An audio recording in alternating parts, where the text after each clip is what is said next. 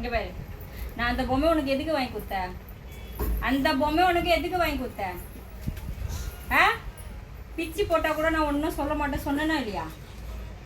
ஆ, உனக்கு கடிச்சு சாப்பிட சொன்னேனா? பஞ்சு சாப்பிட்டேன்னா வயிறு வலிக்குமா இல்லையா? அதுக்கப்புறம் நைட்டாலாம் அழ வேண்டியது. அதுக்கப்புறமா என்ன ஆகும்? வயிறு வலிக்கும்ல, வயிறு வலிச்சா என்ன பண்ணுவ நீ? அழுவான். நைட் ஃபுல்லாக அழுதுட்டு இருப்பேன்.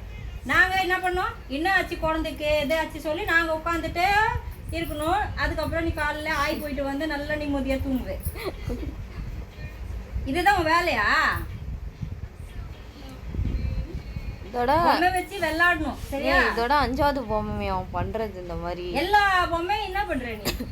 அதுவும் எல்லாமே எந்துதான், 2 தான் இவந்து மட்டும். நான் உனக்கு பொம்மை வாங்கி கொடுக்கறது விளையாட தைக்க சரியா?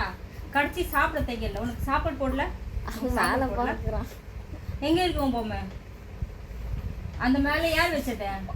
அது அது வாரேன். இவ்வளோ பெரிய ஆகாட்டே